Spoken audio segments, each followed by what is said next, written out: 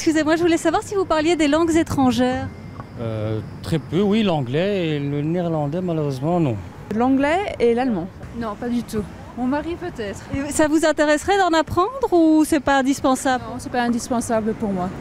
Et pourtant, parler les deux langues nationales et l'anglais est nécessaire aujourd'hui à Bruxelles. Installée dans de tout nouveaux locaux, une école de langue privée joue la carte des cours conviviaux dans un environnement agréable. En Belgique et à Bruxelles, c'est l'apprentissage de l'anglais qui est le plus demandé. J'ai choisi l'anglais parce que j'en ai besoin pour mes années supérieures, vu que je vais rentrer à l'université. Et on a toujours besoin d'anglais dans la vie de tous les jours. Les cours les plus sollicités sont ensuite le néerlandais et le français. Une nouveauté, en 6e position, le polonais. Le poids économique et politique de la Pologne au sein des institutions européennes, au sein de l'OTAN, mais aussi comme pôle de croissance dans cette économie européenne, de plus en plus d'entreprises veulent se connecter avec la Pologne.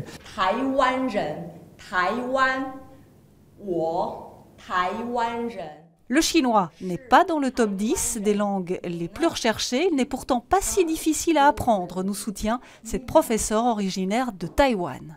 La plupart des gens à Bruxelles qui apprennent le chinois sont des hommes d'affaires. Bien sûr, tout cela a un coût. Dans cette école, on parle d'un investissement pour l'avenir. Ça n'est pas du tout cher par rapport aux bénéfices qu'on peut en tirer, par rapport au monde qui s'ouvre une fois qu'on parle bien une nouvelle langue.